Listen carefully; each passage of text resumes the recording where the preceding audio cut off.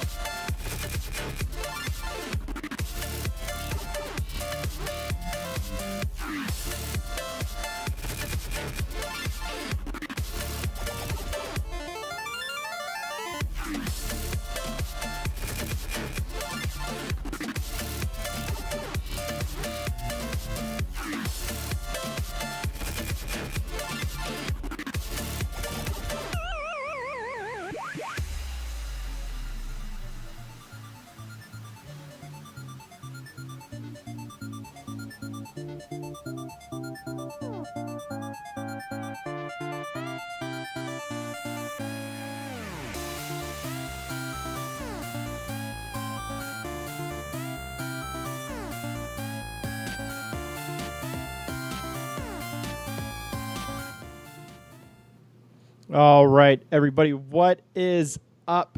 Welcome to Chair League action tonight here on Nexus Commentaries. Tonight we have the Division 1 semifinals between ADEZ and the league leader Ricks Are For Kids. I'm excited for this one. We've seen Ricks Are For Kids. They're very, very strong. And this ought to be quite the barn burners, as you know, we've cast both these teams before.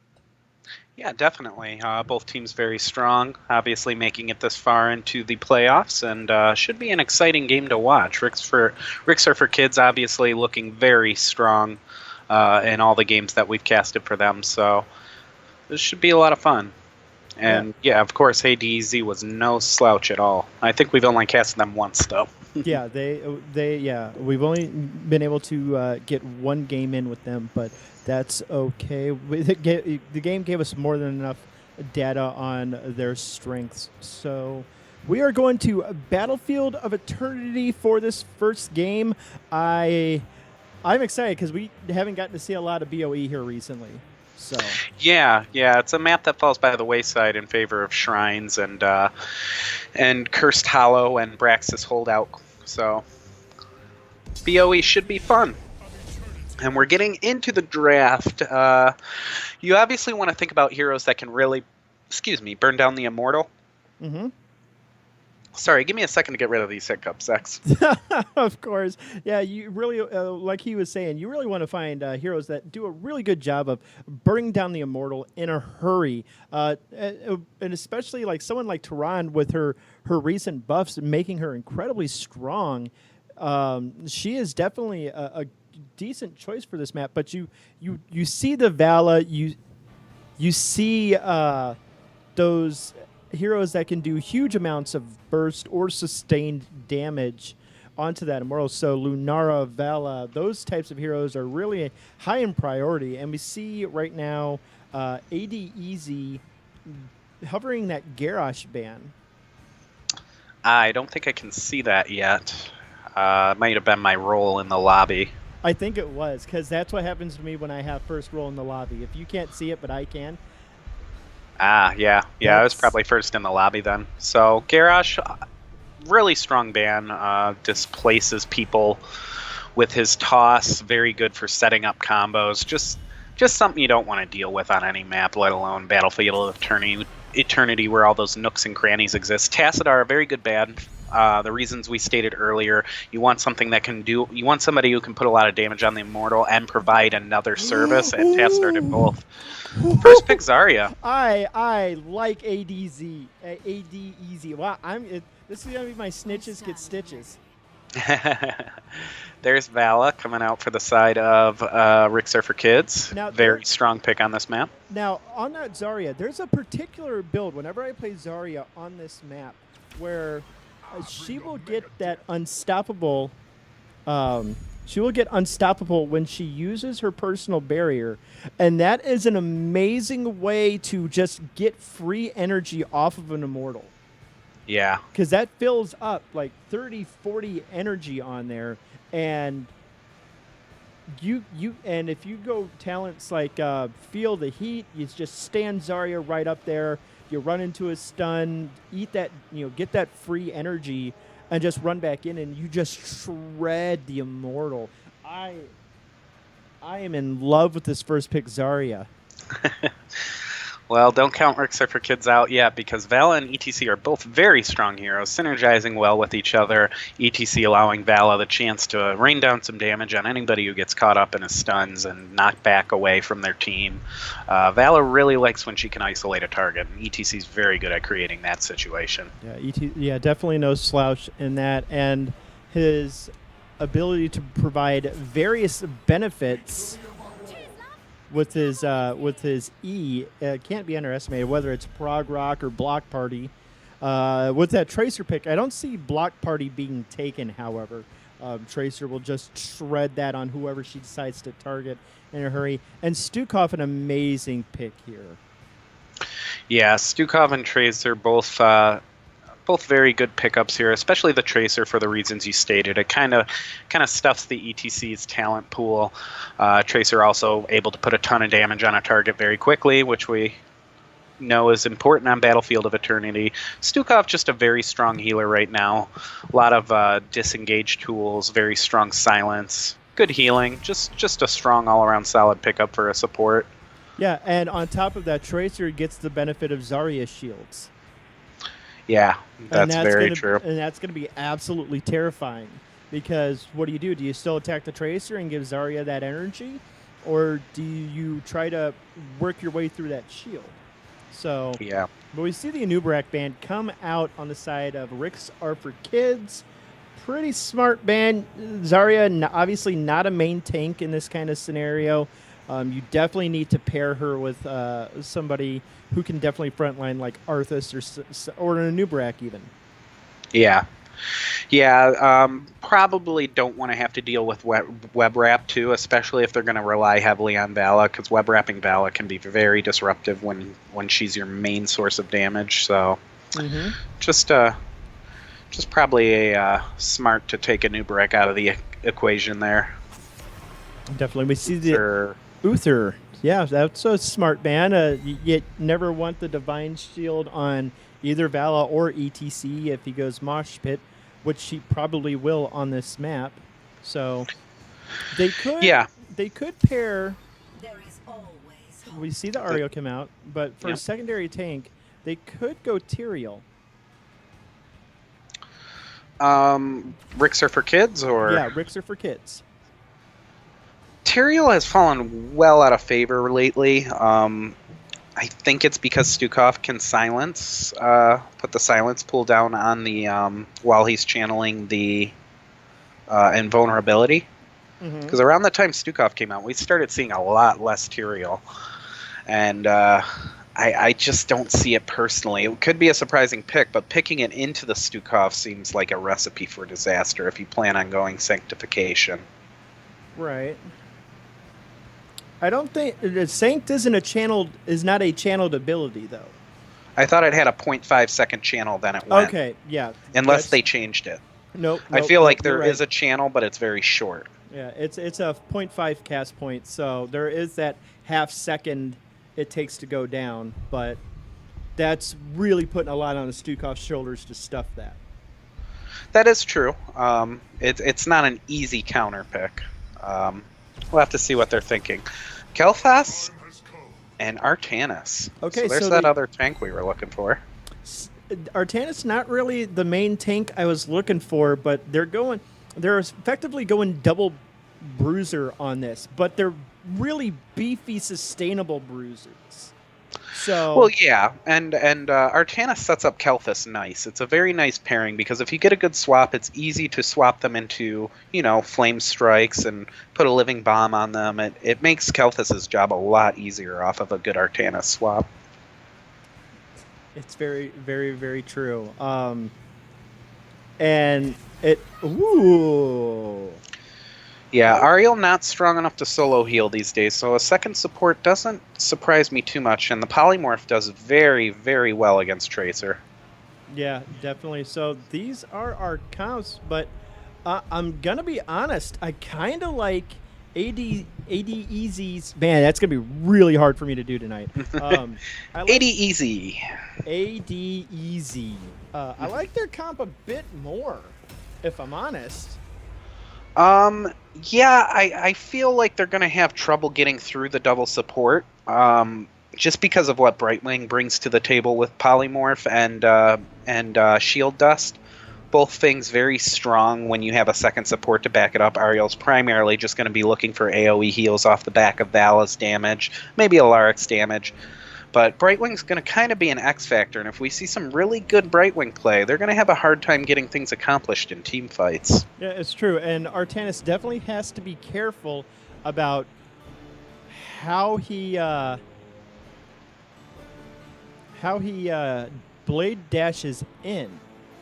Oh yeah, for sure. Because that one polymorph and you're in a bad spot. Yeah, or just a good ETC stun or a good detainment strike or Alaric. I mean, they all have tools to punish Artanis for being too aggressive with his swaps. So we're jumping into game one here. Ricks are for kids on the blue side, and they have Zergling on Alaric. They have Dementia on Brightwing. They have Mitchie DS on Vala, Dan Clan on Ariel, and Squirrel Sean on ETC. And on the side of ADEZ, we've got Stamora on the Unit 1 Artanis. I'm a weeb. Make fun of me. It looks like Mecha Strice, and on the Stukov, Cool Guy Greg on the OGKT. Tracer, ironically on the Tracer, but that's not really Tracer. That is going to be Woofer Z. And then we finally got Sheedy on the Zarya. Oh dear. That is a... that's it. as you see a little friendly banter between the teams right now. Woofer is obviously back. He's on the Tracer. And everyone is good to go. Nobody saw that. So here we go. 3, 2, 1. Somebody will be on. Oh, hold on. Okay, there we go. Everyone's good to go. So Brightwing going to be soloing top right now as we get the 4 members down in the bottom. On the side of Ricks for Kids, circling, throwing out the lightning, saying, hey, I see you. Woofers getting a little bold right there on the Tracer. Take a quick look at the talents. Oh, Tracer just gets absolutely blown up. My good buddy is muted. Squirrel Sean just absolutely blowing up that Tracer with that stun.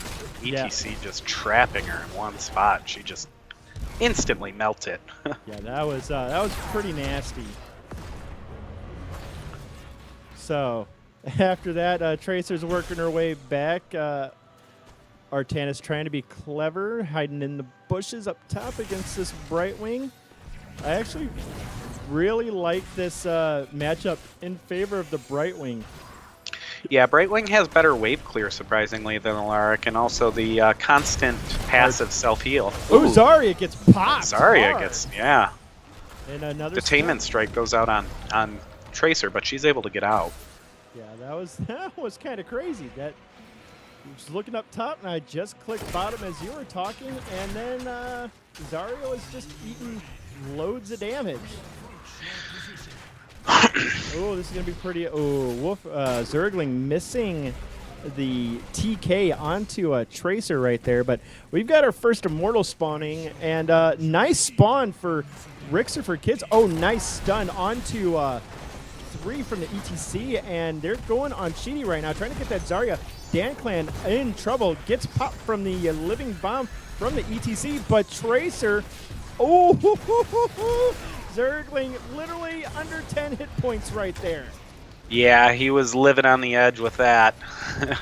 Yeah. Vala putting damage on the Immortal, really trying to race against this Artanis, who's doing a lot of work up top with no distractions. Yeah, Mecha Streisand needs to be careful right there. One hungry arrow from Vala would have just ruined her day. So here we go, halftime show. Let's see where the spawns come. And will it be favorable? Yeah, it's going to be really favorable for Rixer for Kids. Squirrelshine going in just to be a little jerk and distract them just a bit, but has to hold that living bomb just now. Yeah, they're trying to race, but it looks like Rixer for Kids are going to come up slightly ahead, though they just lose ETC to the Zarya bomb. Yeah, it's not the biggest loss in the world this early on. It's more value to get that Immortal. Oh, ooh, but a lot of damage. Yeah. Living bomb coupled with another pulse bomb out of that Tracer, and woo! Stamora was so close with that swap on Brightwing. She got away by a little, very small margin. Pixels right there. But they will be able to get this front gate with this Immortal. Probably not much else. And that's really all you expect out of that first Immortal. Squirrelshine, though, going in, has to walk through the angry arm of Stukov. And they do get that top well, however, and that's better than expected. Squirrelshine really doesn't like this little British girl. He's just doing everything he can to just make her life miserable, but Woofers has got to be really careful. We see the bio kill switch go off from the Stukov, so he'll be down on his burst healing for a moment. So if Rixer for Kids wanted to push a little bit, they could if ADEZ was too aggressive, but they were not. ADEZ right now kind of just don't care. They're trying to push that in as much as possible, getting a little bit damage on that keep. And now they've decided to take this top siege camp. And I halfway expect ADEZ to respond to this, but not in time. Woofers, oh, he gets goes in for the stun, but nice gravity lapse out of the KT stuffs them, and Yeah, that gravity lapse was clutch in making sure that Wolfzer could get out. I'm just going to call him Woofer Z. That's just easier. Squirrel Sean going in. Woofer Z getting a shield from the Zarya just now. Zarya able to put out a lot of damage. And Zarya instead going Demolitions Expert at 1 rather than Feel the Heat like I was kind of hoping for. Cool guy Greg telling everybody he's out of mana. What? Same with the Bright Wings. Tries again. Doesn't get it up. Oh, nice Ooh, stun under Tracer gets caught. Yeah, just popped right there. Nice work, nice coordination. And this could be ADEZ, or Rixer for Kids is immortal to lose at this point. Just look at him just chop that immortal damage down. That's just absolutely insane how quickly they were able to do that. Yeah. The stun goes down and they've trapped Zarya. Artanis is trying to move in for the swap. He gets polymorphed. He starts taking a lot more damage and has to move out. Rixer for Kids trying to gain the upper hand here. Dementia has to back off after taking a lot of damage, but the Brightwing passive heals are going to kick in. Discord Strike goes out. The stun goes out. The amp goes down. Sorry.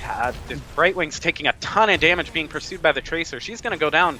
The Ariel goes down. Alaric's now in pursuit of and gets the Vala. Ooh, ADEZ showing up. And I said Alaric, that was Artanis. Yes. Sorry. Fumbled through that call, people. So now ADEZ in a prime spot to just maybe even take this immortal. We've got KT and Zarya guarding their own immortal right now, just to kind of make sure that Squirrel Shine can't finish it off. And now it's going to turn into a race at this point. But I think ADEZ is going to win this one, and just a little bit of shielding on right there. But cool guy Greg, let's note he took Convection and he's almost done. Ooh, a lot of damage goes down on Vala as she gets caught up in the gravity lapse, and she's going to get deleted right away. Ooh, nice Going swap. in for the swap. God swap onto Zerdwing right there. He's going to go down. Nice response out of Rixer for Kids just now. Polymorph onto Woofers, or from ADEZ, I'm sorry. And the problem they're having is this Tracer. Tracer is able to chase down Ariel and Brightwing with impunity and really put a lot of pressure on the support game, really taking away the strength of double support. And then we see the Pulse Bomb go off on ETC right there, taking him down, and they're going to lose this fort, Zex. Yeah, there's nothing they can really do to stop it at this point. And Kale hasn't even finished his Convection quest yet, so that's just going to be even more terrifying when he does finish it. Yeah, right now with the level 10 advantage, it's going to be very hard to stop the Immortal from taking these 2 towers, and that's pretty much a foregone conclusion at this point. Yeah, you just see how quickly those towers melted just now.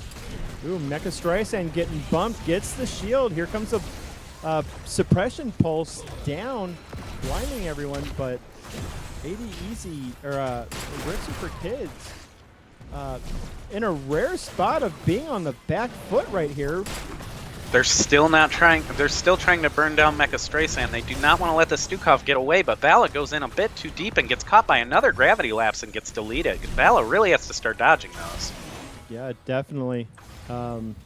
That's how many? That's the second or third time, I believe. Nobody cares about APM. But yeah, that moving is in her on the third Bruiser death. camp to try and invade. It looks like they're going to back off that though. A little bit risky with everybody up.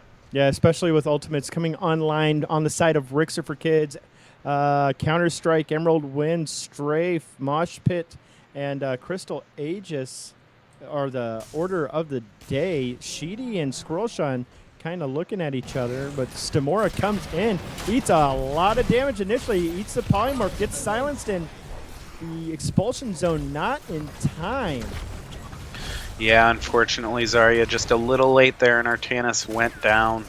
Yeah, another Pulse Bomb onto the Ariel, forces out the Mosh Pit onto one, but another Wind comes out and interrupts it, and now Swirlshon's got it back in a hurry, but Brightwing gets popped by the Tracer in the meantime.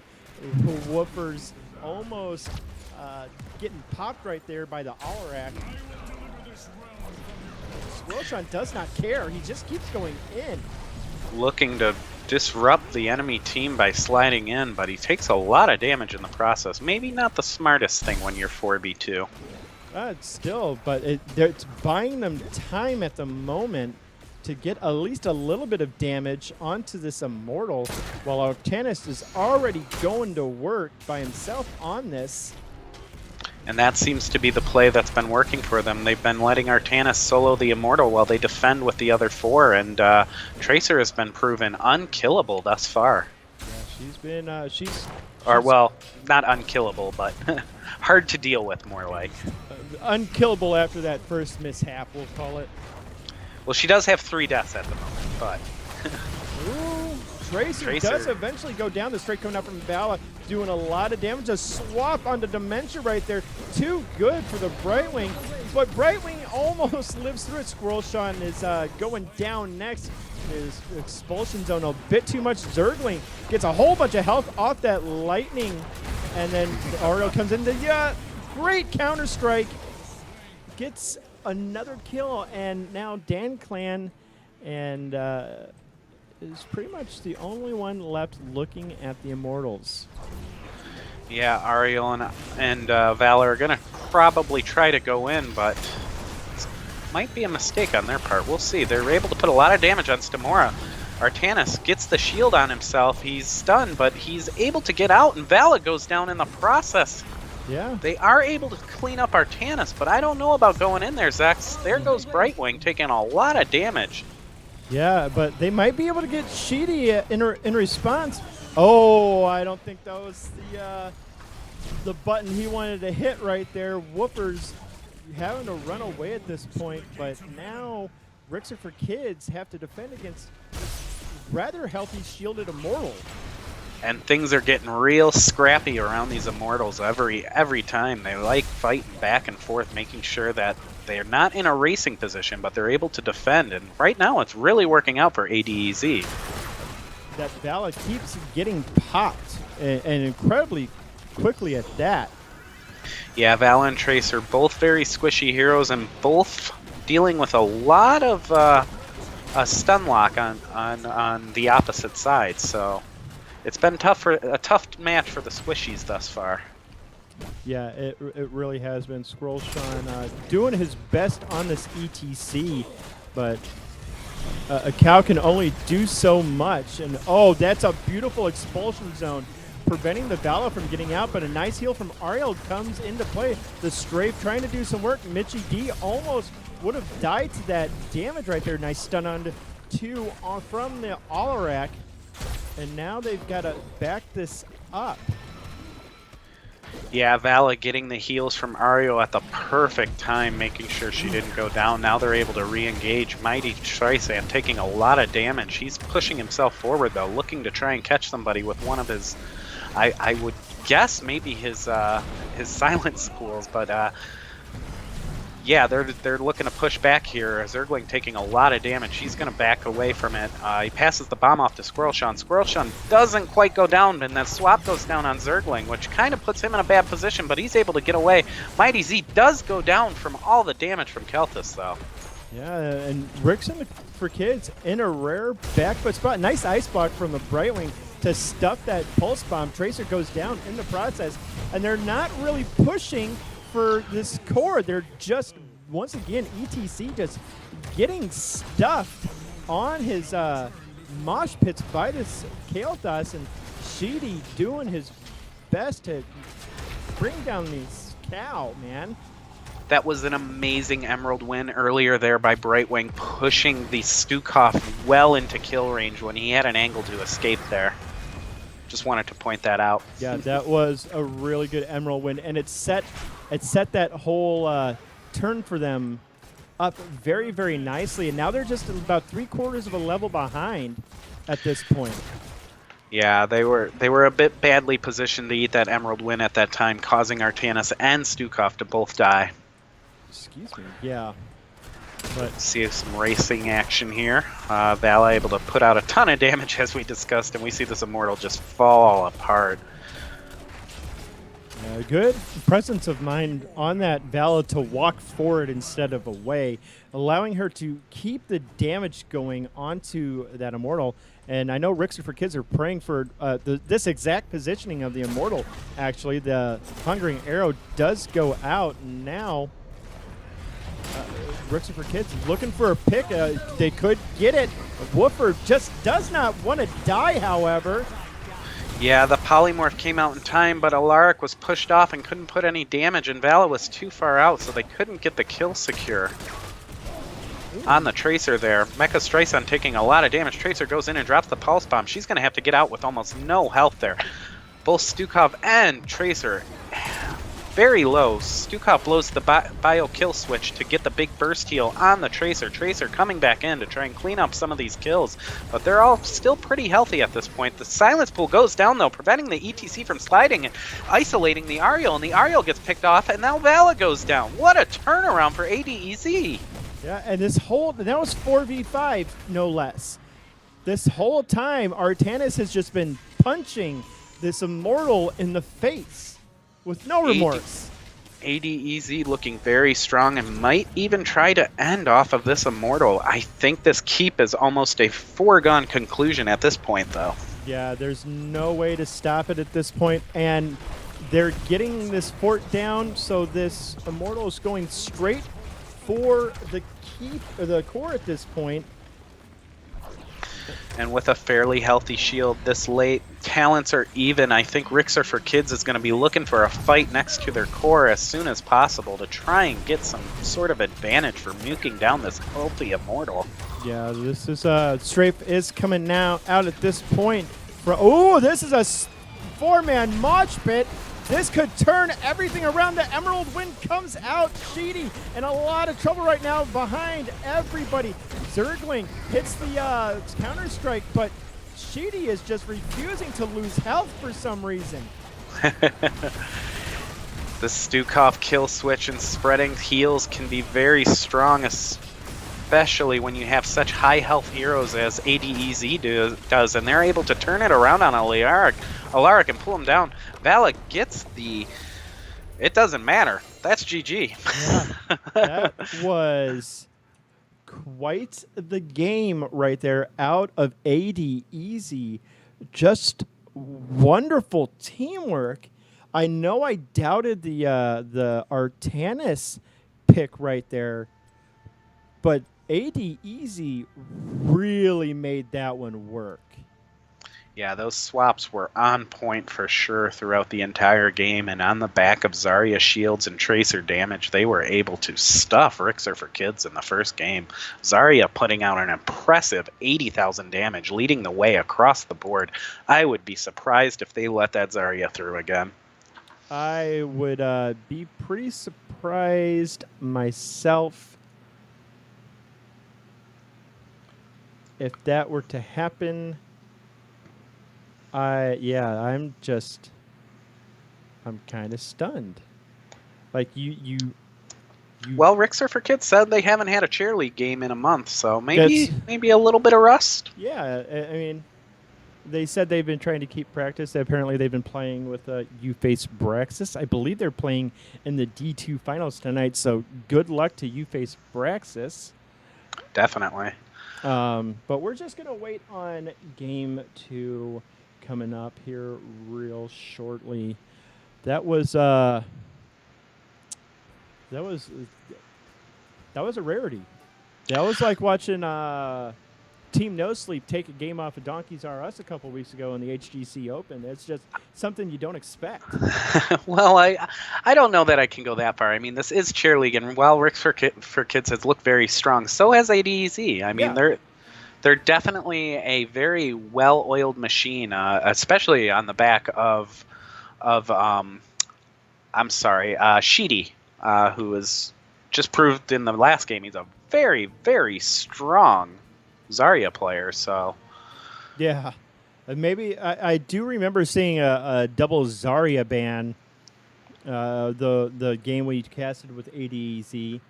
Yeah, And Zarya got a lot of bans that night. And I had wondered what that was about, and now we know. Yeah. Don't give Sheedy Zarya. Not going to end well. Yeah, he will make you pay. Like I said, leading in all categories is very impressive. Definitely. So we're just waiting on game 2 to come around. We'll find out what the map is once we get there, most likely. I see I'm still very zoomed in on the camera box. Yeah, I haven't gotten around to fixing that. Apparently my cat That's fair. My cat has decided there is something really interesting behind my monitor that has your picture, that has your video in it. So. Oh, nice. Yeah. What are you doing? He's just staring at the wall. So apparently I have a ghost in my house. Sounds about right. Yeah. You live near the Amish. They're notoriously haunted. It's true. The Amish are notoriously haunted, a haunted species of people. Their whole religion is about haunting. Yes, yes. That's why they don't use technology, because they believe the spirits, the ghosts inhabit the electronics. Mm-hmm.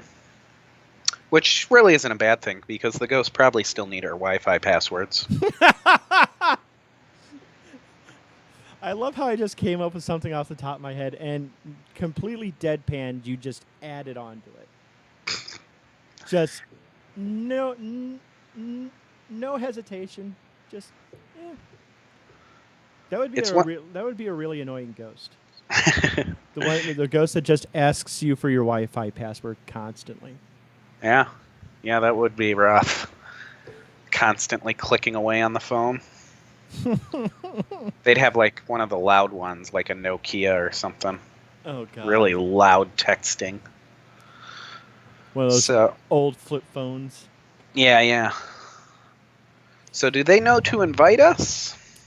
I would imagine. I would hope. Invite? Maybe? Maybe they're waiting on us to make the game? There it is. Alrighty. Now I just need my invite. There we go. Here I am. Apparently it showed me offline. That's weird. I'm not offline. That's so weird. Yeah, it doesn't show you offline to me. But we're going to Brax's Holdout for game 2. Get hype. Brax's Holdout, always fun. Absolutely, and we are about to get going into this next game. Apparently, they were absolutely waiting on us for some reason. Apparently, I was showing offline for some mystery reason. Yeah, I was wondering, because we were talking a while, and I know they don't have me on any of the friends lists, so... Yeah. Maybe we should fix that for when you go rogue and go offline for no reason. Yeah, that would be a good idea. You probably want to send a friend request to some of these guys. I'm sure they'll be happy to accept. Yeah, I'll start. I guess I can't. There's no real good way to do it unless they've talked. You can go in the lobby and right-click them. That's what I mean. Oh yeah, if they're in the lobby, if they're in the chair league lobby too, yeah. Yeah.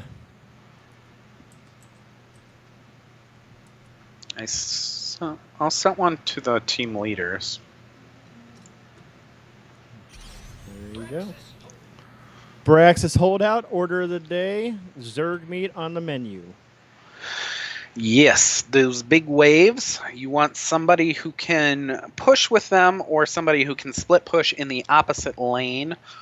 Ragnaros is a very valuable pickup here, as is Rexar. Both heroes show their strengths on Brax's Holdout more than any other map. We see that Insta-Tracer ban. That's interesting. Yeah, that one was actually pretty interesting. Did the team switch sides? You know, I'll know here in a minute. Yeah, I guess we'll actually, have to we'll have to see when they load in. We see the Garage ban coming out from what I assume is Rixer for Kids, but I don't know. It would be weird to ride the strength of a tracer and then auto ban her out right away. Well, not the weirdest thing, if I'm honest. But we'll see. We'll see here in a sec. So right now the Garrosh ban getting hovered. They're probably really thinking this over, making sure they don't want to ban something else out instead. I figured they would have hovered it by now. So yeah. They're probably just eating that time up, just really thinking about this one. So. Yeah. If we see a Zarya pick instantly, we'll know what's up. But I think Rixar for Kids is on the right side because they would have the first pick in the second game, wouldn't they? If they lost? Yeah, but I don't think the sides are supposed to change normally. That's weird. It's a bummer that the names aren't there, but that's just the way it works when you have a swap draft, right? Yep. Or is it just always like that when you obs, no matter what? That's how it usually is. I've never seen the player names once, so. But we see an insta-pick, almost an insta-pick Tassadar. Really smart ban. Great zone control, great wave clear. Yeah, Tassadar's just got a lot of things on this map that are very valuable. His life steal shields on a good hero can help you control the point. His ability to clear waves, obviously very important. And in the late game, Force Wall can create awkward situations around the beacons, causing either pickoffs or easy disengages. Definitely, and we see the Vala second burst, same as the first, essentially. Vala's just the top tier auto attack range right now. There really isn't anyone else. No, there really isn't. You're right. She's just too good in everything she does. But I do believe it's Rixar for Kids on the left because that is the same skin that was used earlier. But that's the same Zarya skin that was used by. I don't know. We'll figure it out. I feel like they're messing with us at this point. Milk and Cookies in chat says they almost always switch sides, so I feel like they switch sides on us. I mean, we can all agree that Pink Cowboy Vala is the absolutely best Vala skin, so. Kel'Thas pick and Stukov. That was an ADEZ pick last time, so. It was indeed. So they're mixing it up just to mess with us at this point. Yeah. Well, the Zarya is the only real mix-up so far, but and the Tracer ban was weird. Yeah, the Kel'Thas put in a lot of work that last game. He got convection done fairly quickly and was just landing really good nether winds. Gravity lap. Netherwind is the upgraded talent at 4. He took it, so I'm going to call it Netherwind. That increased range on the stun is very important. Yeah, it was invaluable in stuffing that ETC more than a few times. Yeah. Like, that's the most annoying thing in the world. You start hearing the music go off, and then you immediately get stunned out of your mosh pit. So it goes on that 2-minute cooldown rather than that 10-second cooldown. And that just makes you so mad. But we see the Greymane ban come out on this side of, I believe it's Rixar for Kids. And then the Lieutenant Morales ban on the side of ADZ. We're just going to assume that they're on the sides they were before. That's how we're going to go forward with this draft. And if we're wrong, just replace the names of what we said earlier on. Swap them. Now I have a cat walking across all of my monitors. You are not walking across my audio mixer, though. Rixar for Kids thinking about what they want to do here. On the back of Zarya and Vala, I'd like to see a really strong support pickup. Uther works very good here. I like him on Brax's Holdout. Rhaegar and Malfurion also very strong choices. I've also seen Karazhan do a lot of work on Brax's Holdout, so it wouldn't surprise me to see him as well. I don't know. Karazhan. I don't know if I like the monk here. Definitely Uther, or even Rhaegar to an extent. Rhaegar would be a great boon in helping the wave clear while providing good heals and good jungling. But we see the Ariel come out with the Charism. What do I know? Well, Charism is very strong on 2-lane maps where he can rotate a lot easier, and there's a lot of skirmishes that happen, which really enhance the strength of Charism. He's allowed to go with the mana regeneration talent and be very, very sort of a constantly annoying presence to deal with. He seems to shine on this map. Plus Divine Palm or Seven-Sided Strike, both very viable options and allow you some flexibility in your heroic choice based on how the fights are going prior. I will be so happy if I see an Insight Charism. I've been a proponent of that talent for so long. I mean, every time we've cast it and saw Charism, they've gone Insight. We must not have casted a lot of Charism then. I'm just saying. Yeah, I think it's only come up once on Brax's Holdout. Illidan and Stitches, so we know what they're thinking at this point. Shields for Illidan, a lot of sustained damage, and Stitches looking to trap people in the back. Obviously, with the Hook and Gorge combo, you can really isolate somebody, and if they get spit out right in front of Kel'Thuz, they tend to take a lot of damage. Yep, the Gravity Lapse into Flame Strike into Living Bomb combo. Definitely nothing to... oh God, I'm trying to think of a Stitches pun, but I can't really pull one towards me right now. Oh wait, you did get one there at the end. Yes. I missed it for a second. So we're looking at what Rixer for Kids' last pick is going to be. I'd like to see another tank come into play, and we've got the boy who becomes a man at level 10 in Varian. Yeah, Varian is the kind of hero that needs a little bit of time to come online, though I notice he can kind of create situations in the early game with his slow that make it very easy for your teammates to follow up on. So if you get a good slow off, it could turn into a good detainment strike, which will kill a squishy hero. So, and I feel like that Ariel pick, it's kind of a counter pick to the Tassadar in the case he goes Force Wall, because that detainment strike works both ways when a Force Wall does indeed pop up.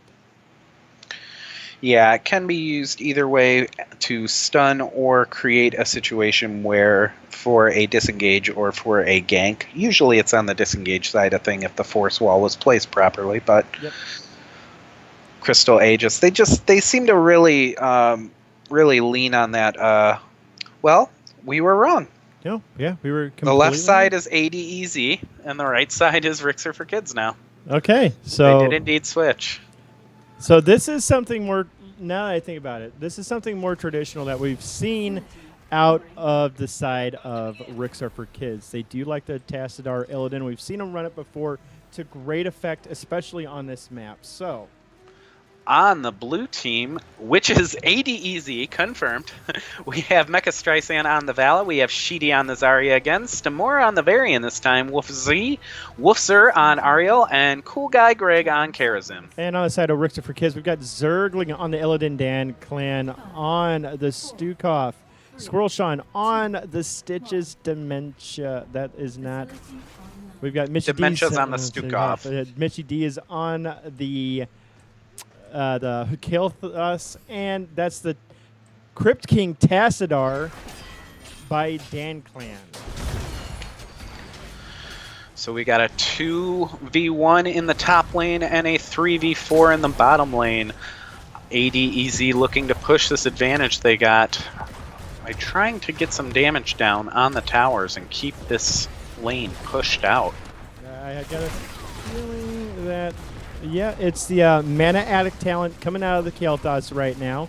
And they're doing ADEZ's doing a great job of getting Sheedy's energy up in a hurry. Soaking those tower shots with those shields. Nice detainment strike on the Mitchy D's right there. And Varian's got his hands full in the top lane, though. Already down one tower and the other tower completely out of ammo. Illidan and Tassadar are ripping this lane apart in top. They're going to need some relief up there.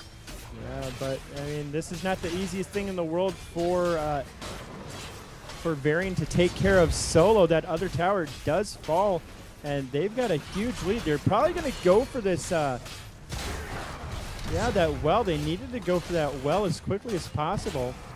And we're just watching DanClan just get stacks of that Templar's will right there. And they decide to go back onto Stamora real quick and then just flip on over the gate. Well, Cool Guy Greg did go with Iron Fist, and he was able to punch down that tower when it was out of ammo. So they were able to equalize on the bottom lane. ADEZ also going for that well right now, trying to keep pace with what DanClan and Zergling are doing to them top lane. Yeah, Stan Mora is definitely taking a lot of damage from Zergling just now. They're going to go back, grab this top beacon. We're going to see how Rixer for Kids plays this out. It's not going to be easy for the Varian right now. He just keeps taking damage, but here comes Cool Guy Greg with them furious fists. Yeah, putting a pounding on Illidan. Illidan had to back off a little bit there, but it looks like he's going to be sticking around. Stamora backing for health and mana at this point.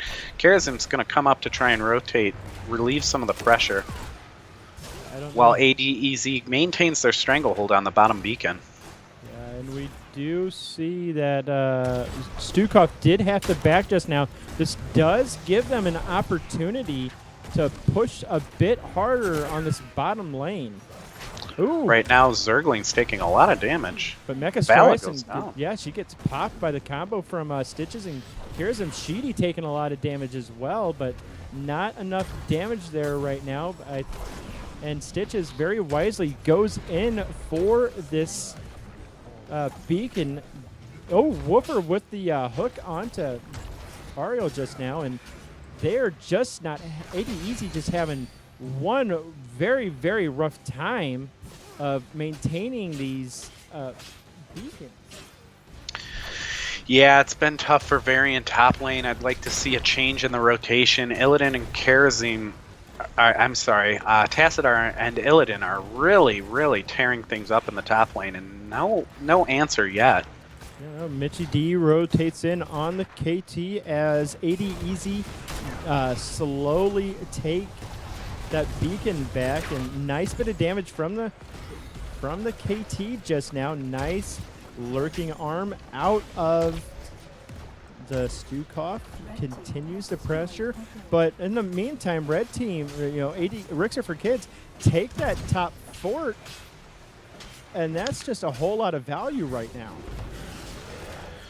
Yeah, Karazim again going to try and come up to relieve Stamora, but it's just too much damage from Illidan and Tassadar. Tassadar with able to give Illidan that constant sustain. Cool Guy Greg taking a lot of damage. He's going to have to try and get behind his wall. He does just in time, but they're able to keep the push up. Stitch is hungry for that Zarya right now.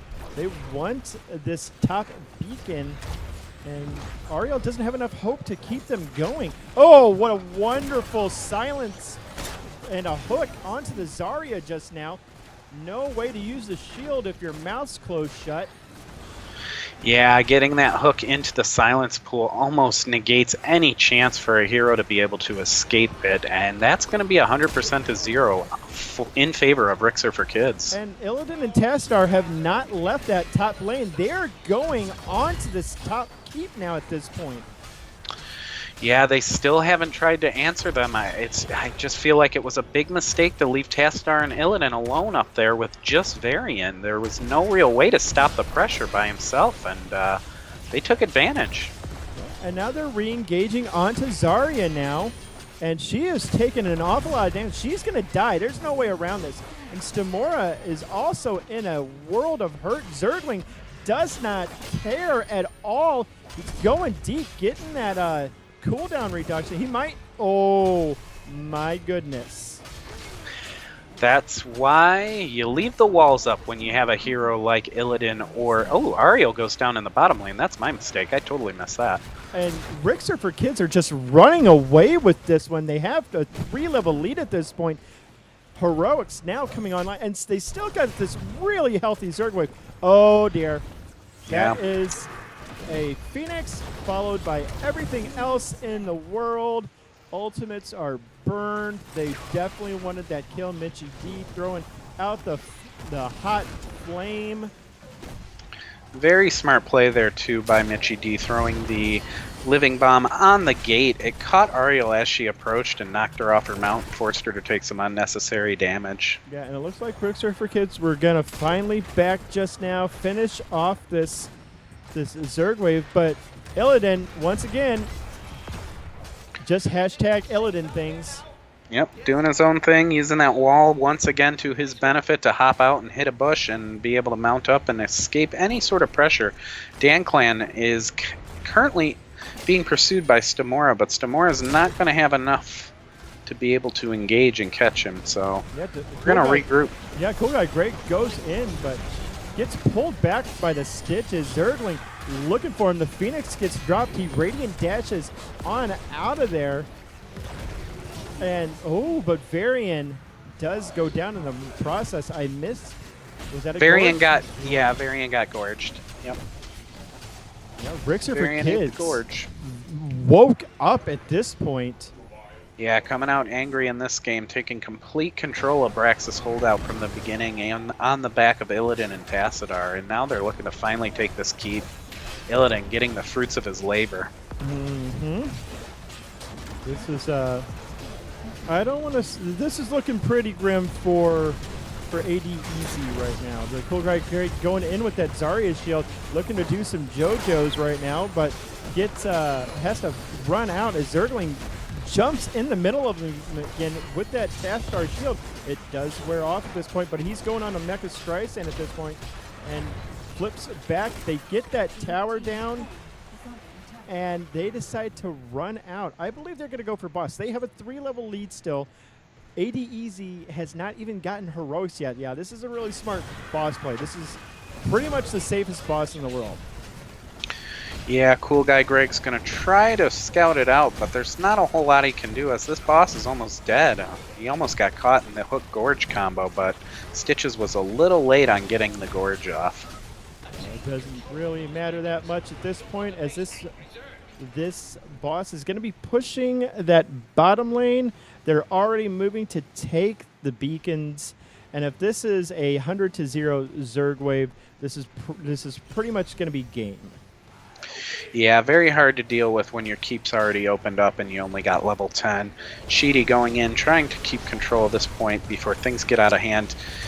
They're looking to get the damage onto the Illidan, but the Illidan is able to get away. Tassadar goes down in the process. Illidan's no longer got his shields, but he's still going in off the back of Metamorphosis, putting a ton of damage on Zarya. Zarya's going to go down. Illidan flips on to Karazim. Illidan eats the Detainment Strike, and Karazim is able to escape on that, though. Yeah, but this whole time...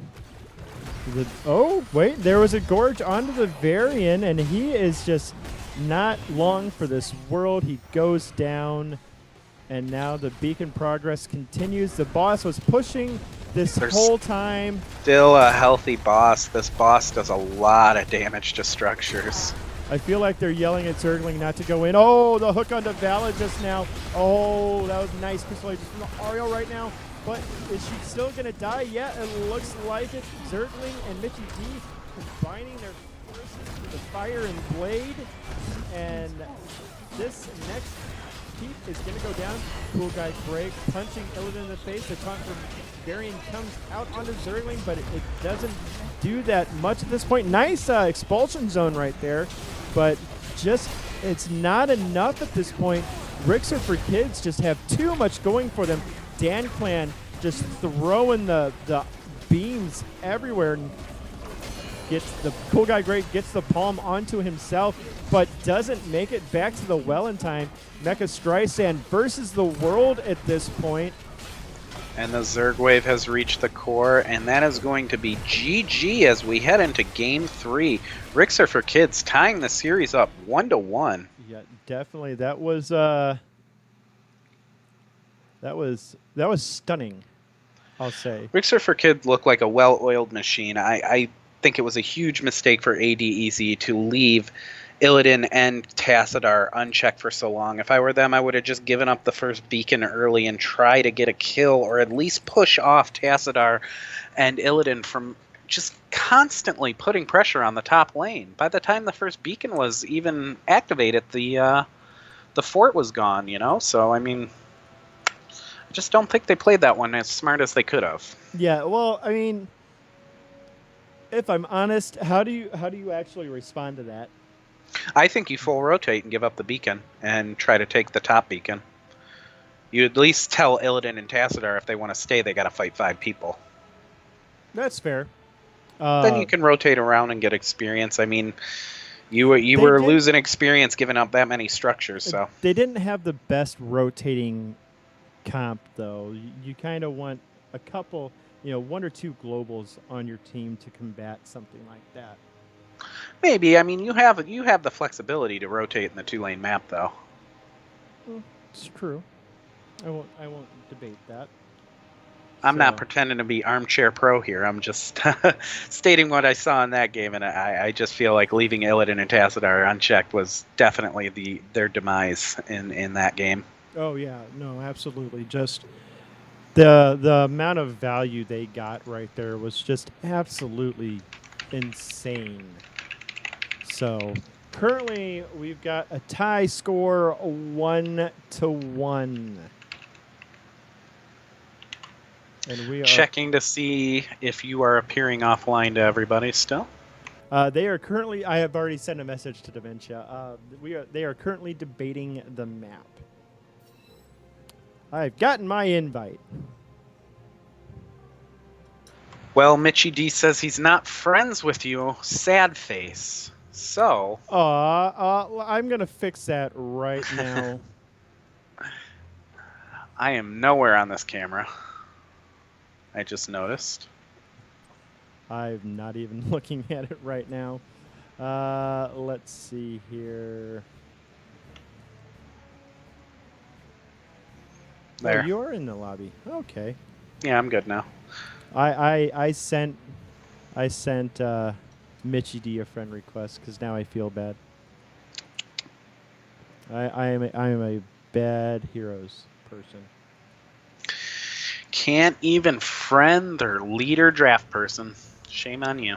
I've got Squirrel Sean friended. That's good. So they are switching back to the red, or they are switching sides once again. Looks like Milk and Cookies called it. Yeah, he did indeed. Original positions. We're going to Tomb of the Spider Queen, though. And this will be an exciting Game 3. Tomb of the Spider Queen providing an absolutely metric ton of action to watch. And it's one of the... If I'm recommending someone to watch Heroes for the first time, I want to recommend Tomb of the Spider Queen. Because it's one of the more action-packed maps that we have. Yeah, for sure. And it's a map that generally it's hard to roll through early on, so... Yeah, definitely. It tends to at least be a 12 to 15-minute game at a minimum. Yeah. It's a quick map, like you just said. Oh, no, I was trying to say it's a longer map, generally. And 12 to 15? Yeah, I mean, at a minimum. Yeah, a team can technically roll, but usually these maps end up going 20+. That's fair. So here we go. Let me hit that button. Get us into the game. There we go. 1-1. Ricks Are for Kids versus ADEZ. Ricks Are for Kids are on our left. They're the blue team. ADEZ is the red team on our right. Let's get that out of the way right now. Yeah, we know that for sure this time because I double-checked the names in the lobby. Now I know to do that. But yeah, we're waiting to see what these bands are, and then we'll finally have the question answered. What that draft do, though? What that draft do? We got Garrosh being hovered on the side of ADEZ, not wanting to deal with Garrosh at all today. No, not at all. Garrosh is just... It's so annoying. Like, you think you're fine, and then you're behind a gate. Yeah, it's not even behind a gate most of the time. It's just getting tossed into somebody who's ready and waiting. It can be very problematic, especially if they have 1 or 2 follow-up stuns. It's just very, very hard to survive in the early game against Garrosh. It is. And we have that, and I have that bug now. That first person in the first job slot can't see nothing.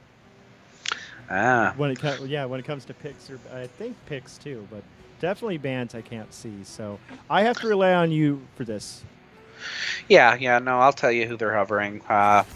And there's a Tracer. They weren't even hovering, just auto ban. Knew they didn't want to deal with Tracer again. Yeah, at this point, that's definitely a respect ban. That Tracer just wreaked all kinds of havoc game 1 on Rixer for Kids, and they just rather not deal with it at this point. Yeah, Zarya and Tracer are a very potent combo, and they electing to make sure they don't get the Tracer part of it. Definitely.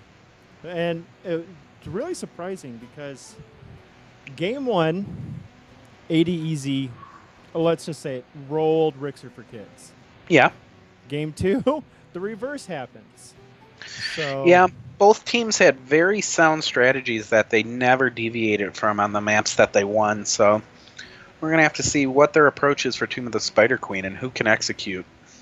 Yeah, and I'm definitely curious what... Okay, we see that Tassadar come out of ADEZ now, so does this make you grab the Greymane and potentially ban the Illidan? Well, it depends on what Rixer for Kids are thinking this time, because, last game they had the Tassadar, so they might just elect to grab the Vala here and take that away, and then there goes the Stukov, so... Okay. Yeah, you take away the things that make Tassadar stronger. Silence pools, Vala's obvious immense damage when shielded allows her to stay up and be a lot stronger than she is without Tassadar, so... Now, we could see a Greymane pick here out of ADEZ. That would be somebody to pair with the Tassadar that's very strong. Yeah, it really would. I mean, you could even go Illidan here. Illidan does get a lot of value on this map, especially with its size and the fact that Hunt makes it... the size of the map makes Hunt almost a full-on global. Yeah, Illidan is a very strong pick. I don't know if they want to show it this early in the draft, though. It's one of those things where it can be heavily counterpicked with 3 picks left. Yeah. You see an Arthas and a Lily come out, and suddenly that Illidan isn't looking as strong. That's true, but we see the Kael'thas. They picked that... Oh. Lieutenant Morales recently undergoing changes, so she now uses energy instead of mana. A little bit different these days, but looking to be stronger and stronger the more I see it, especially with that grenade quest. It really seems to up her value in the late game if she's able to complete it early. Which grenade quest are we referring to? The level 1 grenade quest that she has, I believe. Or maybe it's level 4. No, level 4 is Blast Shield. That's the talent that gives her a shield every time she hits somebody with a grenade. I think we're thinking... Rixer for Kids are looking at a Zul'jin ban, of all things. That would be interesting. Stim Drone Taz Dingoing Zul'jin would be fairly terrifying to deal with. Yeah, and they are going to ban out the Zul'jin. I would guess Stim Drone with Tassadar would create some very, very worrisome situations with Zul'jin while he's in Tastingo, so... Rixer for Kids may be sniffing something out there we didn't. Yeah, really, this Morales is going to be really hard to kill if she goes the grenade talent set. I think she will. It's her level 1 clear. That's clear. what I was thinking. That's what I was thinking. Yeah, level 1 clear, level 4 blast shield, and then at 13 that 1 second grenade for every every time you hit 2 or more heroes. That just makes her near unkillable if they're trying to chase you down. Yeah, really, it gives her the ability to have an escape plan, which is something that Morales didn't really have previously. So the quicker you finish that clear quest, the better off you are, especially if it's ready by the time you hit 13. Mm-hmm. When the big red machine gets banned out, surprisingly, you don't see a whole lot of Diablo bans now. Yeah, this is one of the few maps, though, where he really shines. He can be very problematic if you get into a fight around Turnim with APOC in his arsenal, and all these walls and tight areas make it very easy for him to stun somebody up against a wall and create a body block situation with the team. So he may not be the strongest in the meta right now, but it is one of his maps. Yeah, a lot of tight spaces on that map does give Diablo a lot of chances for extra damage. So we're just waiting to see what these next two picks. Okay, Stitches. Looks like they're not deviating from the plan so far. Stitches, Stukov, and Valid were paying dividends for him last time, and they're going to continue to go with that. And this comp does have deceptively good wave clear, but we see, speaking of wave clear, we see the man with the new sickest wave clear in the game with Uther and that Holy Fire at 4. Yeah, I have a hard time playing Uther without Holy Fire these days, simply because of the fact that it gives you decent wave clear, and it also gives you decent damage increase, because while you have that, every auto attack has its damage increase consecutively up to 3, I believe, and it's allows me to do things like dual Muradin and things of that nature. So it's just a very strong talent pickup. A lot of people do seem to prefer Holy Shock, but I just don't see it. I would much rather have the increased basic attack damage and constant AoE pressure for the minion waves. Yeah, definitely. Now they're obviously they're definitely needing a tank at this point, and I wouldn't mind seeing a Johanna pop out. Johanna recently got a rework, and from what we saw, she seems pretty good. I don't know if they have her ready, but with all these tank bans, she is definitely viable. Instead, they elect to go with Zarya and Muradin. Zarya's the person who brought him here, so no surprises there. Muradin, just a solid tank. Yes, I mean, incredibly sustainable. They are picking the Candy King Muradin, and I've said it once, I'll say it again. If you pick the Candy King Muradin skin, it's an affront to God. Winners don't pick Candy Cane Muradin. That's right. They need to put that on Neo Geo machines now. Instead of winners don't do drugs, winners don't pick Candy King Muradin. I hate that skin so. I love Muradin, but I refuse to use that skin. Like, I got it out of a loot box, and I tweeted at Blizzard, hey, can I return this skin? I don't want it. So, not quite the hatred for Candy King Muradin that you have, but I do agree that it's not his best skin. No. That would belong to the Marauder Muradin. And a Zool pick at the very end for Ricks Are for Kids, as Charlie begins to choke. Someone call 911. I believe he needs a doctor. He's squinting, and he's giving me the high 2. We'll call it. But here we go. Game 3, winner moves on to grand finals next week for Chair League's Thursday Night Heroes Division 1. Tomb of the Spider Queen. I am excited for this. I love this Zool last pick. It's going to be so hard for them to deal with that Zool. It almost forces the commitment out of Tassadar to try and run around with him. Yeah, Tassadar not really getting any great targets. We're going to see more shields going out onto Zarya and Muradin likely. Maybe some to keep Morales alive if she gets a little farther out. But Tassadar doesn't really have any great targets for leeching plasma. No. Yeah, well, you're right. We might actually see some variation here. I've always wondered what a stim drone Zarya will look like, and it might be possible we'll find that out tonight. So here we go. On the blue side, we have Rixer for Kids. On Zool is Zergling. On Uther is Dan Clan. Dementia on Stukov. Mitchy D's on Vala. And Squirrel Sean on the Stitches. And amazingly, all 5 in the top. We've got Mecha Streisand on the Tassadar. Stamora, it looks like, is on the Murd. And Sheedy reprising the role on the Zarya. Woofer Z on the Morales. And Cool Guy Greg on the OGKT. OGKT, I like that. Thank you. I came up with that last game. Okay. I think. Yeah, It was one of the early games. We'll start calling them that. We'll call Kel'Thuzad 2 Chains. We can call original flavor and extra crispy as well. There you go. Call KT Although Baskin extra Robbins. Yeah, that doesn't really work though, because Kel'Thuzad should be extra crispy with all the fire. So we see a stun go down onto the Vela. Enough nonsense. A flame strike goes down. Mitchy D's is going to back off and retreat to the bottom lane, soak some of that sweet, sweet experience. And we see the Zarya just not really caring about anything in general.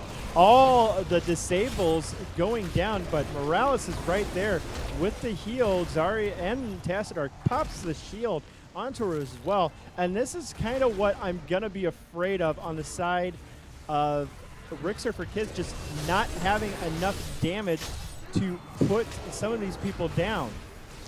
And we are seeing a variation. Scion Fusion, the first pickup for Tassadar. So Tassadar is going to be looking to hit those psionic storms so he can get it, so he can increase the radius and damage on it.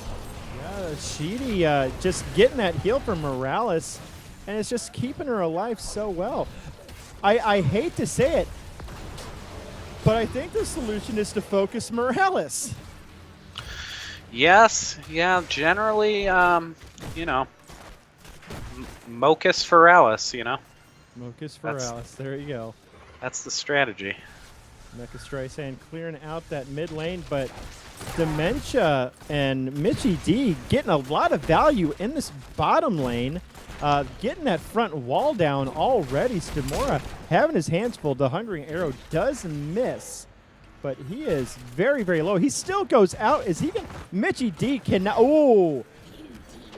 But Mitchy D dives in, yeah, but little too much of a commitment. Those tower shots are very strong when you're still level 4, yeah, even if you have Vault. Yeah, Dementia did a great job of juking that grenade from the Morales just now. If that had landed, he definitely would have been dead. I'm glad to see the rotation out of ADEZ rather than just allowing Rix for Kids to push that lane out. As we saw in the last game, Rix for Kids will gladly continue to take the advantage you give them. So a quick response from ADEZ lets them not take much fort damage and allows them to get a 1-for-1 trade there.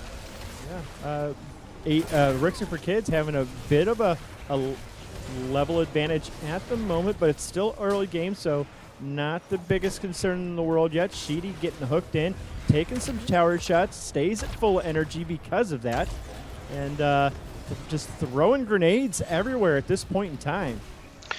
Yeah, Lieutenant Morales electing to not go for the clear talent at level 1 like we talked about, so she's not really concerned with making sure that she hits a lot of grenades, just making sure they're smart grenades. Yeah, and Woofer's just doing a brilliant job of just keeping these people up. Oh, that was a beautiful gravity lapse from KT right there. Both teams struggling to find enough damage to kill targets that they think they could get, but Morales really keeping this Zarya feeling like she's invulnerable. Oh, nice hook from the Stitches at the last second, but it doesn't really stop any damage as Morales just continuously throwing that healing beam onto people. Energy is low, so now's the time to go in for Rixer for Kids and try to get something done. They decide to focus on the Muradin, who hops over the wall and gets out. Squirrel Sean looking to turn in, but was once again interrupted by Stamora. Now the KT throw. Oh, nice hook on a Woofer right there. But no follow-up, sadly. The stun onto Zarya just now. And Rixer for Kids are slowly winning this particular little battle. it was interesting that they displaced the Morales and immediately started to focus on Muradin, who jumped in and they had better positioning to try and kill, while the Morales was still confused and looking to escape. And we see another hook go out onto the Zarya. Zarya once again getting healed up and shielded, not taking enough damage to go down. Stamora up top, trying to just get some damage down on Vala, get Vala to waste some mana. We see another interrupt. Stitches trying desperately to turn in those 14, and it won't quite get them a turn in, but they will keep them one off. They've got to deal with Zarya grenades for days here, though. Yeah, this is really annoying, but I think Zarya already finished her Demolitions Expert quest. Yeah, that's a really, really, really quick finish, and that's going to be problematic in the long run. Yeah, and Tassidar's already over halfway complete with his Psion Fusion talent, so his radius is already bigger, allowing him to try and get to 1,000 even quicker, which will increase the damage on that Psionic Storm, making it much easier for him to clear waves and put on pressure. But during that time, the blue team did get the first turn-in of the game, and they're just still trying to go in. DanClan taking way too much damage at that point, got stunned up, and goes down. Yeah, Uther a little far forward there and ends up paying for it. Another stun from the Muradin right there, and Sean Squirrel just in there right now. The silencing pool doing a lot of work. Zarya getting hooked in, losing her shield in a hurry. Mitchie D hung around a bit too long in that beam and goes down as a result. However, Zool is just being left to his own devices at this point. The Kael'thas finally coming in, but he is eating an awful lot of damage.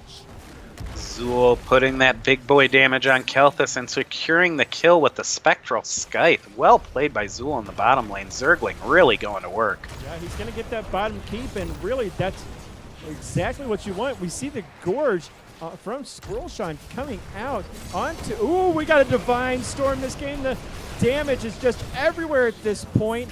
Nice Poison Nova. Stamora is in a world of trouble. Is silencing pool, but Tassadar on top of that goes down to the poison damage. Was not able to get a shield off in time, and things are just coming up roses right now for Rixer for Kids. Yeah, the big turnaround, and Zarya's got to be careful. She's holding the bulk of the gems at this point, and she can't afford to die. With them getting 10s first, you can really tell their comp came online right after that Divine Storm connected. It allowed for a quick turnaround. The plan is going to seemingly be to get a good hook off and make sure they get caught in the Divine Storm stun follow-up from Uther. Yeah, that was a great Gorge. Oh, that is a big problem for Woofer. Another Gorge onto the Woofer right there, and he's just, there's no way he gets out of this.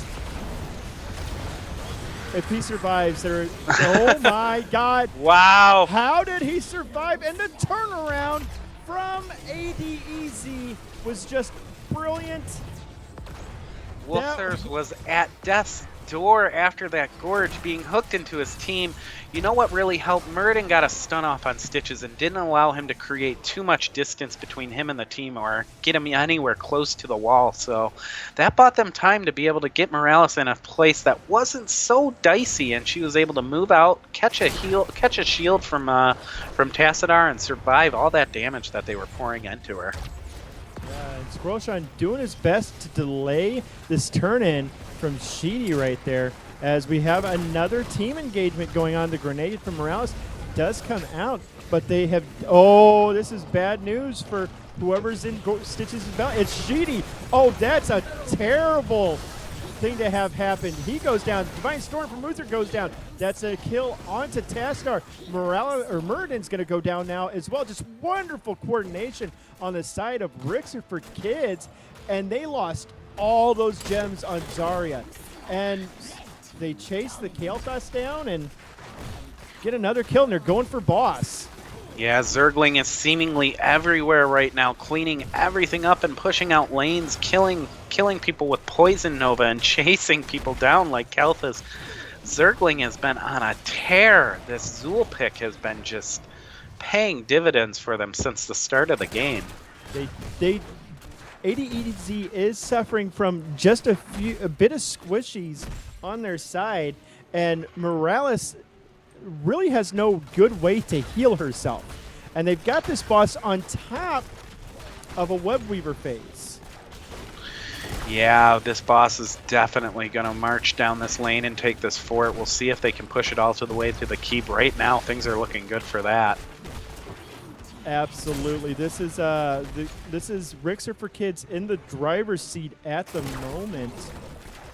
This Vala pick has just paid dividends in terms of hero damage, but Zool in a bit of trouble right now, taking a lot of damage, goes down, drops all those gems, but they don't care about that. What they care about is this boss and trying to get this fort. Stun goes down on Zarya. Zarya catching the heals. The Divine Storm goes out, trapping Muradin. Muradin gets caught up in the gorge. They're going to disengage and try to make sure this Muradin doesn't have the opportunity to hop out, but he gets the Zarya shield and is able to get away. Now Zarya is putting a lot of damage on with the grenades, forcing Rixer for Kids to retreat off this boss, and they're going to save the keep, Willie. Wow. I wouldn't have thought it possible, but losing Zool early on was a very, very big problem for them in terms of being able to push. But yeah, I thought for sure that keep was going to go down, but ADEZ clutched down and they hold on to that keep. And here they go, trying to soak experience, making sure that that gap isn't too big, because Rixer for Kids is definitely going to get their 16s before them. So they want to make sure that they're in the right position. And taking out all those gems and taking all those gems off Zool and Rixer for Kids not electing to go and grab them might have been a mistake, because now they've fallen pretty behind on the turn-in count. Yeah, they have, but it's no real danger at this moment in time. No. ADEZ not really that close to their own turn-in. They're just playing it a little conservative at the moment. They're looking to push out this bottom lane as ADEZ deals with that mid lane pressure. They may look to sneak this camp or force an engagement over it. Ooh, nice attempt at a hook right there from Squirrel Sean right there. Doesn't really lead It anything. is worth noting that the Kelthus was killed before his convection quest was completed as well, so he has to start from the beginning there, and that's a pretty big damage loss. Yeah, that is I'll say cast. Ooh, nice stun onto the Zarya right there. One stun comes out, the root comes out, the Poison Nova comes out, lands on pretty much everybody, and now this is just bad look for ADEZ. This Divine Storm with the follow-up gets the kill onto the Tassar. That's a 3-for-0 trade right there, and Kael'thas desperately trying to get convection stacks. And there was another gorge, and all of that was made possible off of the flailing strike from Stukov. After they had the isolation on Zarya, the team tried to come in and save her, but they were just walking into flailing strike, and Zarya got deleted during that time. Cool Guy Gray going down again. Those stacks get reset. And really at this point, Rixer for Kids just looking to continue pushing these keeps down. They have healthy waves to help them do so. Here comes a fishing hook. I love it. Yeah, that long range, extend it, and looking for picks. It's been paying dividends so far, and I've been saying paying dividends too much. But it looks like they're going to be happy with the 2 keeps. They're going to back out, reset, look for a turn-in, and push off the strength of that. Are you sure? Are you sure about that? I guess not. It looks like they're rotating top. Maybe. No, they're turning in. Okay, Stitches is just going to get a little additional pressure going on right there. A little bit of a jabation too. You see Stitches go top, the team responds and goes up there, and now they're not paying attention to the turn-in. And they had just enough gems to turn in right there. The 60 coming in handy, and now ADEZ in full retreat behind their gates. This is going to be the defense of their lives, essentially. Yeah, they've got a lot to deal with right here. They know that Kelthus doesn't have the power spike from convection. That's going to be very problematic for clearing out all these waves. Kelthas eating the stun, and he goes into jail prison, but he's able to back out. Mecha Streisand just putting out a ton of damage, forcing Rixer for Kids back.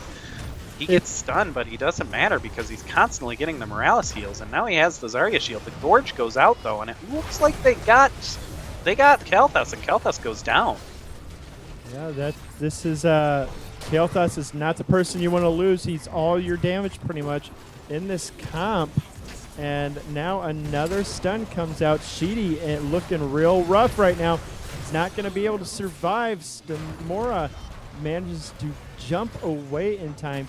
But this is going to be game. With all of this pressure on the core, there's no real way for ADEZ to stop it. Yeah, they got a little greedy right there at the end because they had successfully pushed them off with Tassadar by himself. They should have rotated down and started clearing lanes and fighting under their cores and their one remaining fort rather than chasing them out into the lane. It allowed for a separation, and Rixer for Kids cleaned up after that. Yeah, definitely. Let me make sure I'm in the right channel here.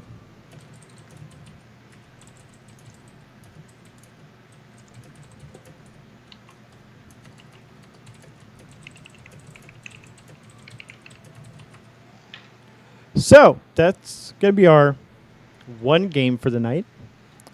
We will be seeing, let's see who Ricks Are for Kids are going to be playing next. So it's going to be Ricks Are for Kids versus Solus Black. And right now we have 16 people in chat, so I think it's a good time for our announcement. Are we doing it? Which announcement are we doing? Are we doing the one I was talking to the teams about earlier? Or are we yes, since people who were paying attention might have already seen it. Okay. All right. I thought that was the announcement today. No, I had planned on doing it before, but that's not. Oh, okay. Then never mind. Hold on. No, it's fine. I can do this. I just got to remember where I saved it. That's not it.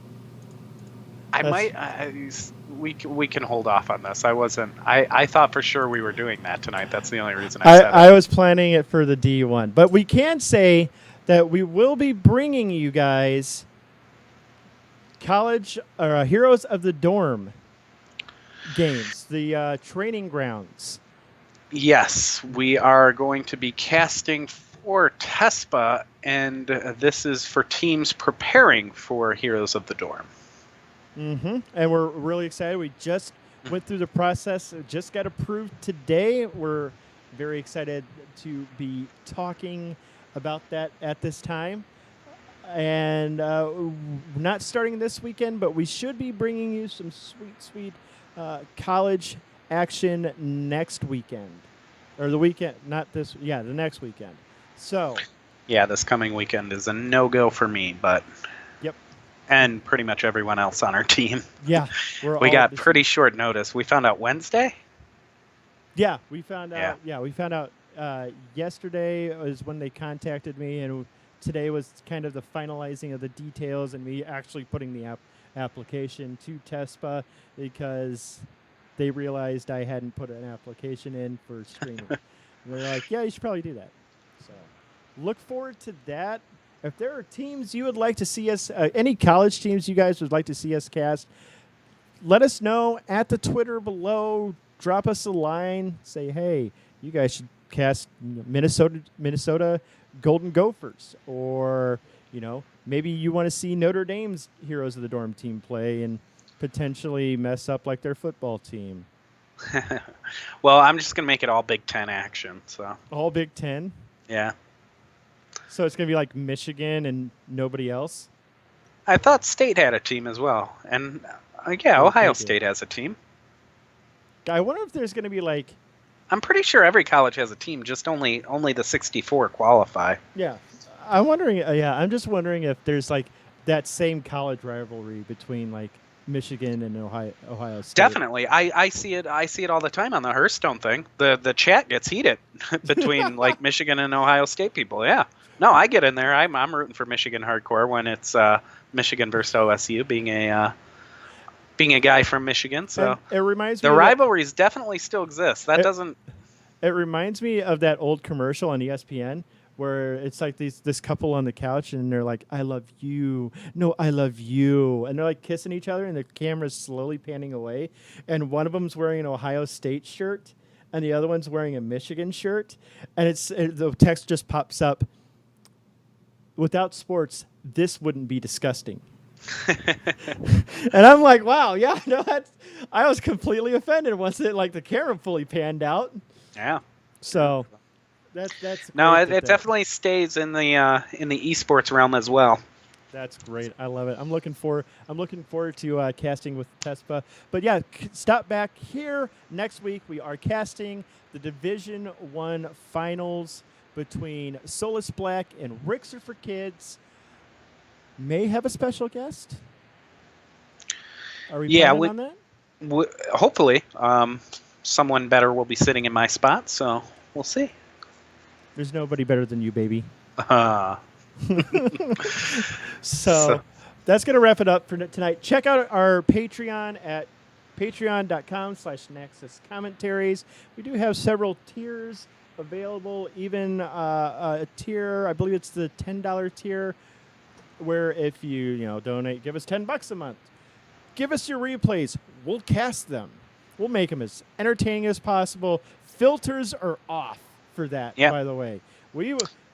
There are certain terms I avoid when certain heroes are played. Leoric comes to mind that I don't say, and I've been itching to say them. Yeah, with those casts too, one of the benefits of it will be that once we compile enough VODs, we're going to be running them continuously on this channel. So if you're one of those patrons, your VODs will be included on our channel replays, which will be going pretty much 24/7 once we get that up and running. Absolutely. And if you liked what we did here, hit that sub button. You get the sweet first blood emote. When you do, go to HGC, spam it out. I'm spamming it in chat because I can. So yeah, we like that emote. We like the concept of it, but we're not exactly married to it. So we want feedback, Any feedback that anybody has for us regarding this channel and its growth, we greatly appreciate it because we're just trying to bring you the best amateur experience possible. Absolutely. You are right on that. So, again, guys, thank you for watching us tonight. We appreciate everybody who stopped by. Again, hit that follow, hit that sub if you want.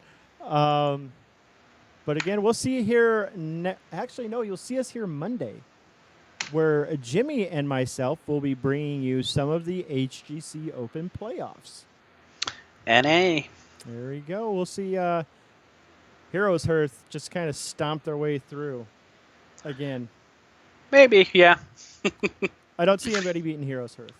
They look like they're a lock to be playing for a spot in the HGC. Now, the real brawl is going to be like Donkeys R Us versus Imported Support. Those guys are like duking it out for that second spot. Like that's going to be a lot of fun, and I plan on following Donkeys R Us because we've been doing that a lot. We're familiar with the team. We'll see how this turns out. So, again, guys, thanks for watching. That's going to do it for tonight. Enjoy a little bit of music on our way out the door. As soon as I get everything set up. Remember, winners don't pick Candy Cane Muradin. That's right. Winners do not pick Candy Cane Muradin. We're going to end it right there.